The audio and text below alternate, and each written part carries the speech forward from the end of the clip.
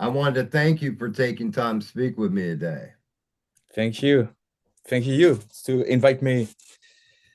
I wanted to talk to you about the journey.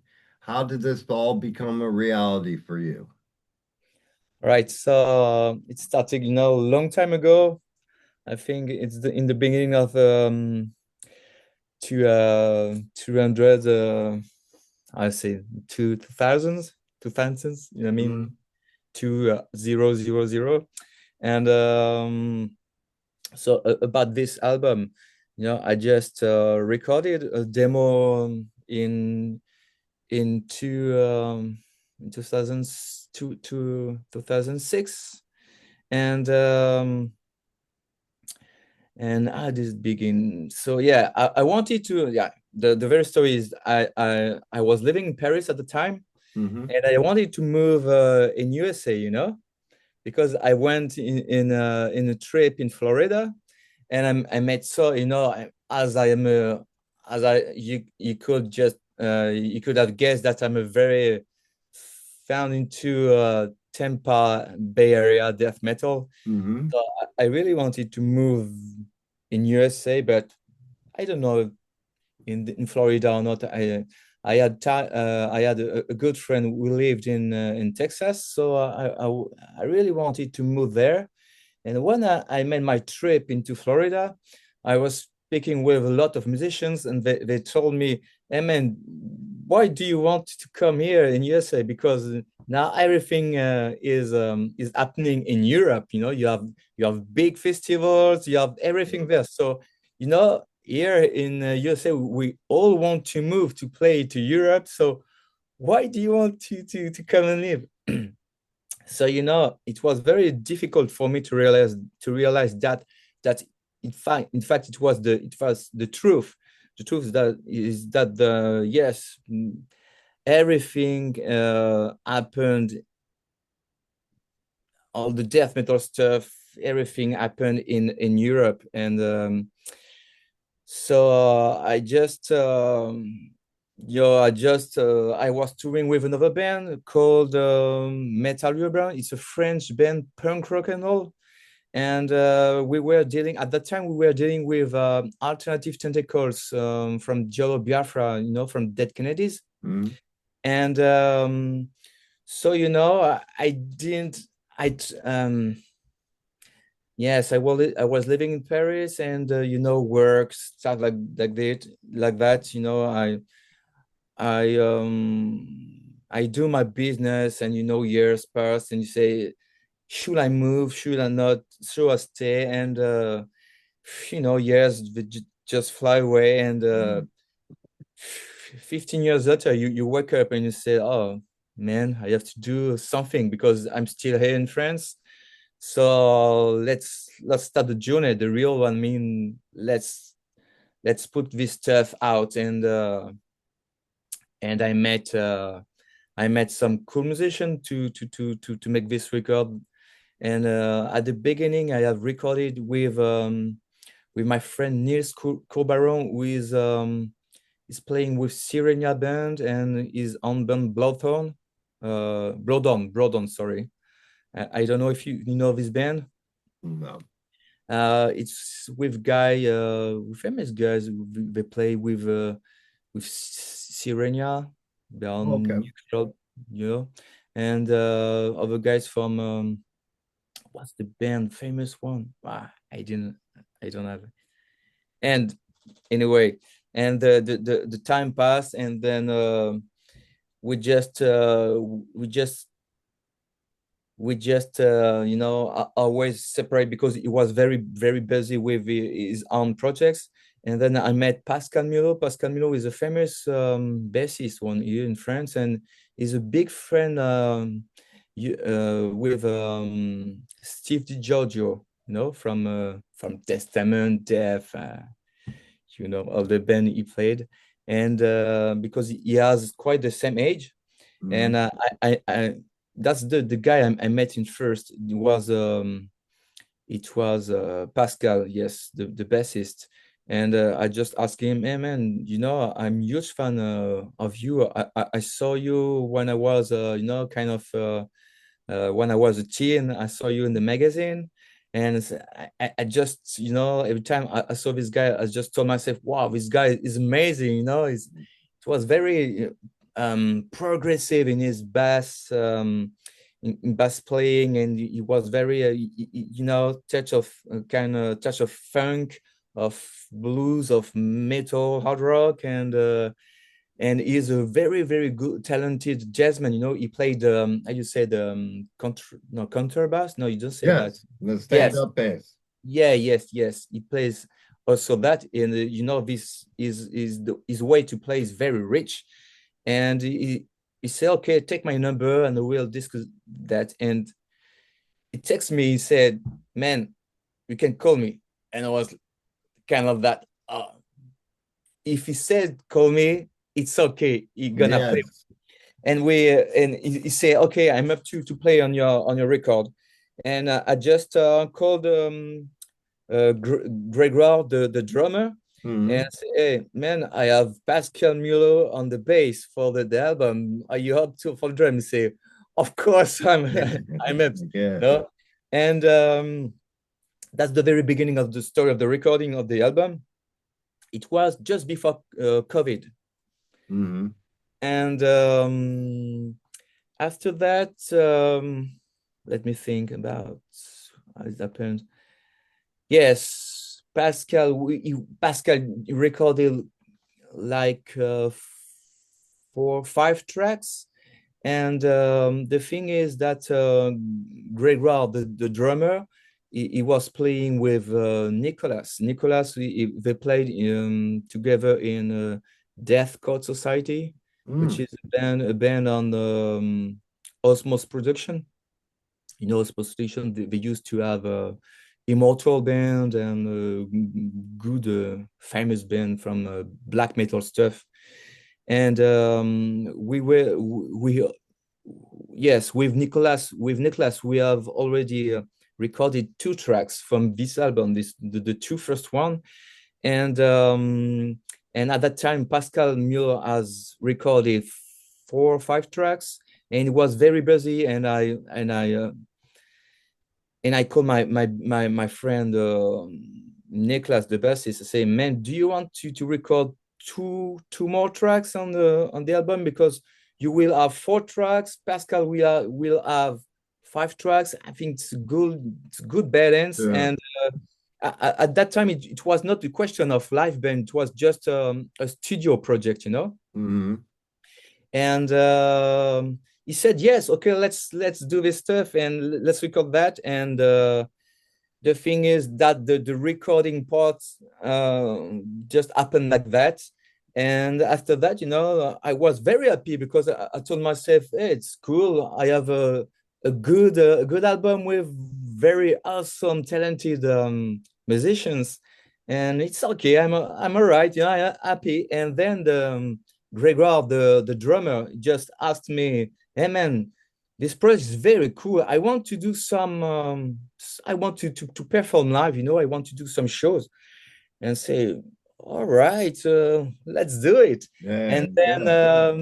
so but at the time it was, you know, it was a problem because the bassist and Nils, who was recording also solos on the album, they weren't, you know, up to perform live because they had their own groups, their own projects. So it was very difficult.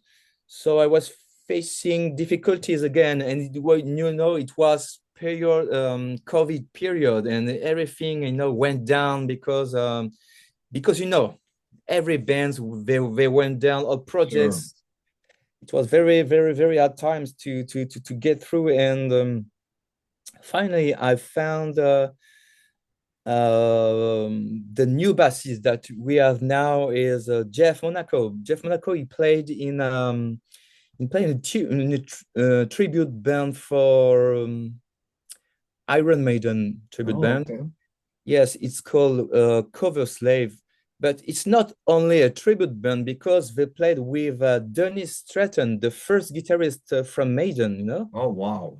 Yeah. It was very very interesting, and and Jeff is very into Iron Maiden stuff. You know, this way Hmm. to play is very kind of stellaris, and it's very interesting to see how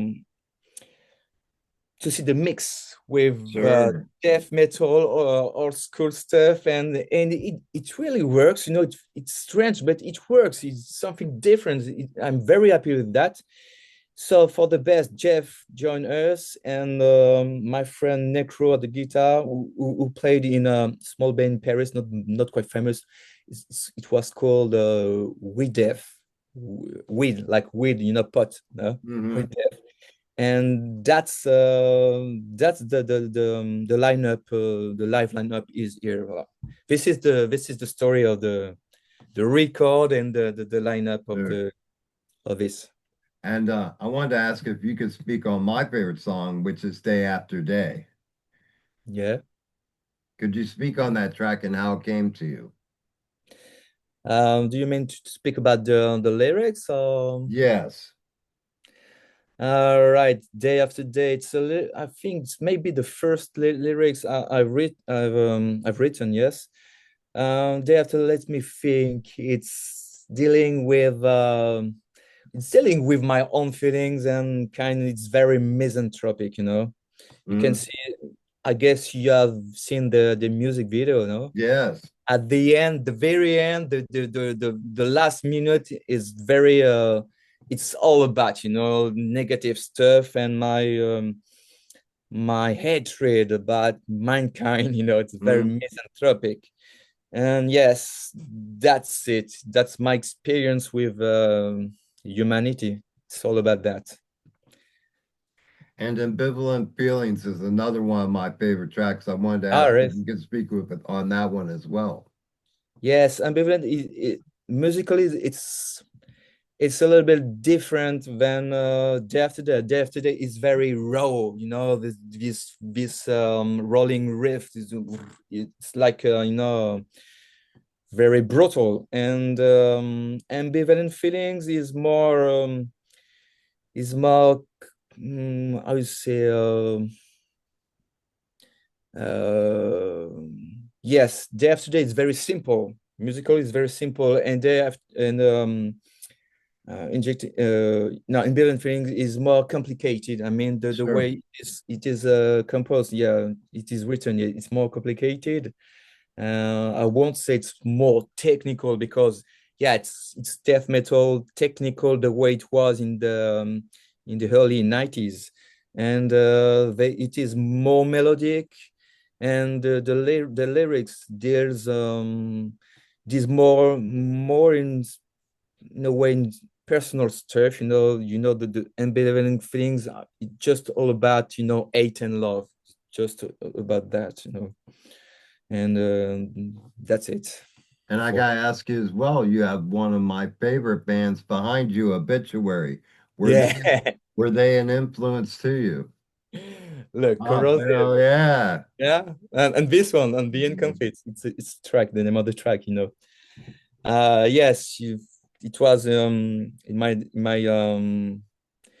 teen days, it is huge. I can see, yeah, symbolic and arbitrary. Mm. It's a huge, you know, it was arbitrary. I just discovered this band when I was kind of 15, and I fucked up my scholarity, you know, 1 year because of this album, because I was listening every night.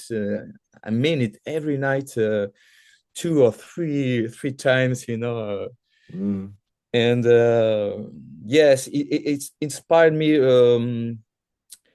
I won't say music. Yes, all right. Musically, inspired me very much. You know,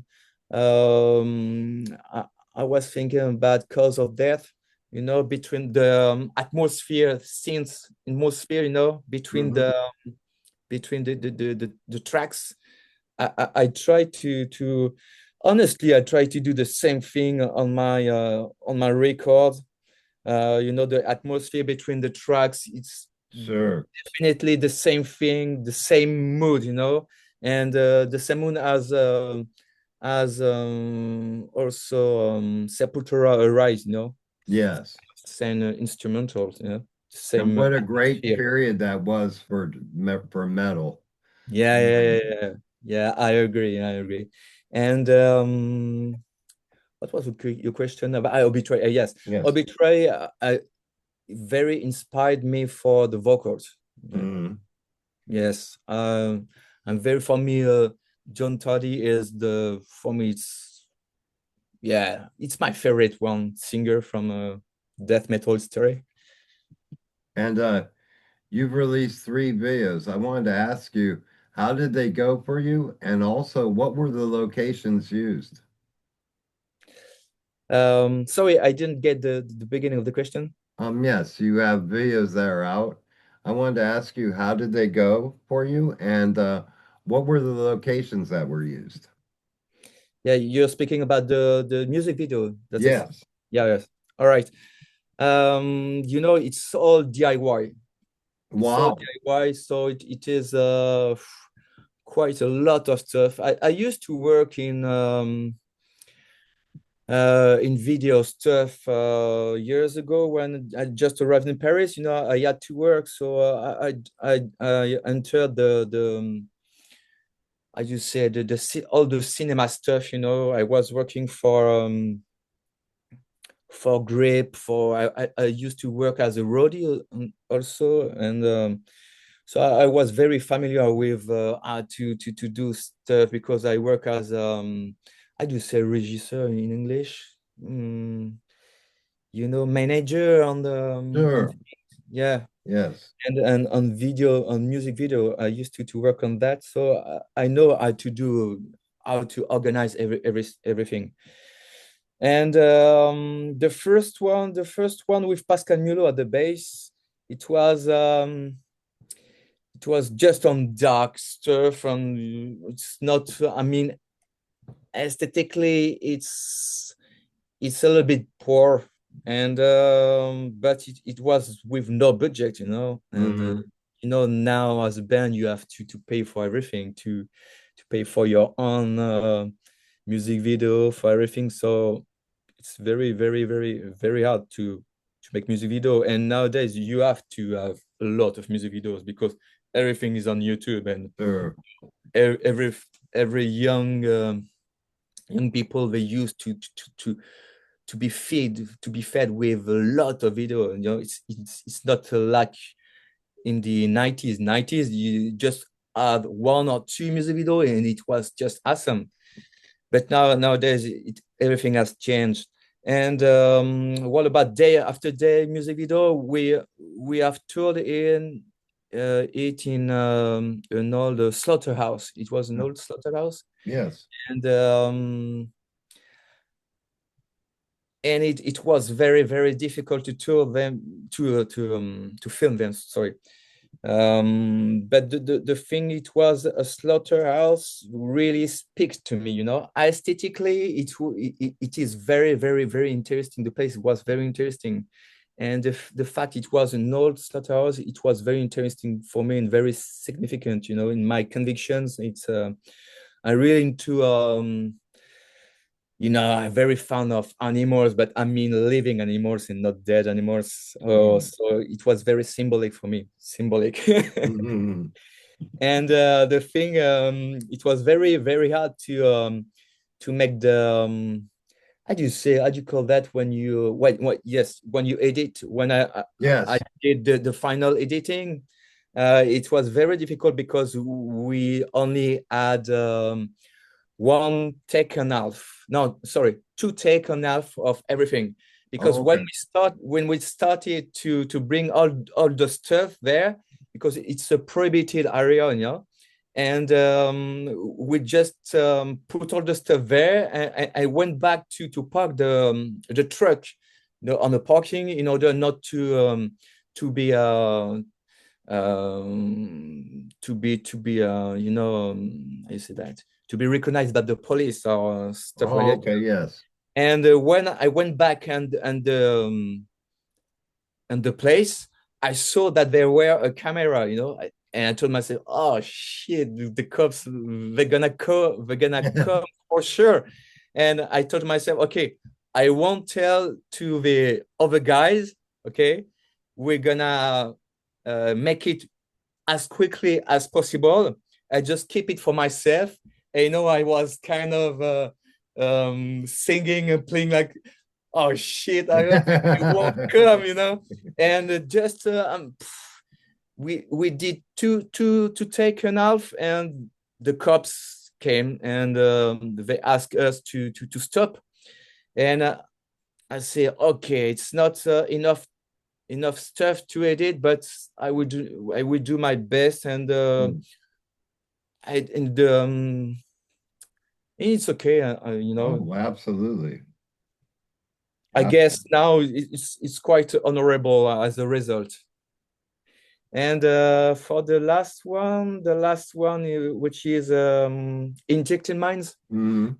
Injecting mines, we shot everything you, as you can guess, in underground. It's Yes. a big kind of it's not factory. Yes, it's factory. And I had the chance to have my business there, so I really know all the underground places, and I had the chance to have my two friends who act, I just say acting, yes, Hmm. two actors, Yes. and they are very good, very very good. It was the first time that we were together, and they weren't supposed to be actors, and Hmm.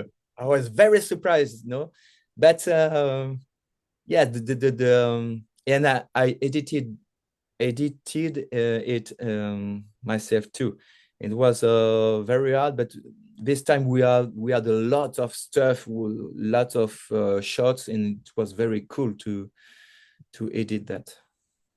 And speaking of art, I wanted to ask you if you could speak on the album artwork and the artist that was involved. You mean the cover? Yes.